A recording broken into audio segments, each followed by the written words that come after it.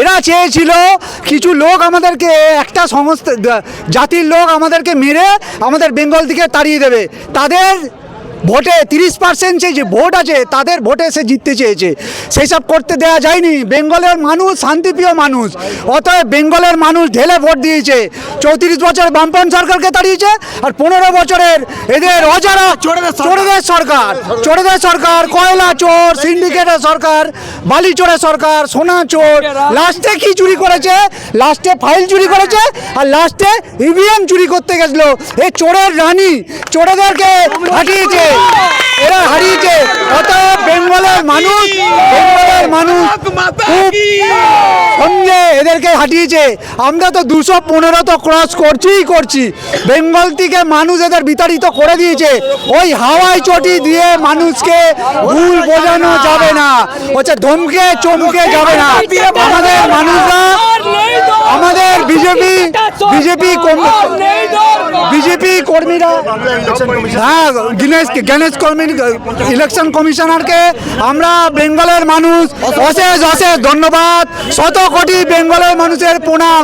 এই অরাজক পরিস্থিতি থেকে বেঙ্গলকে মুক্ত করলো, দমবন্ধ পরিবেশ থেকে এদেরকে মুক্ত করলো।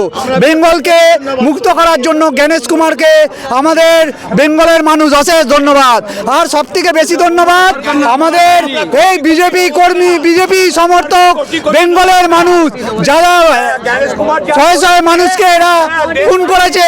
ইভেন শুনুন, বলছে 4 তারিখে এরকম একটা রাজ্য অপদার্থ রাজ্য সম্পাদক তৃণমূলের, এই অভিষেক, চোর অভিষেক, যার বাড়িতে সে বলছে যে 4 তারিখে আমরা ডিজে বাজাবো, এবং বলছে একটা শ্মশান আমাকে চেয়েছে, সেই শ্মশান আমি তাকে তৈরি করে দেবো।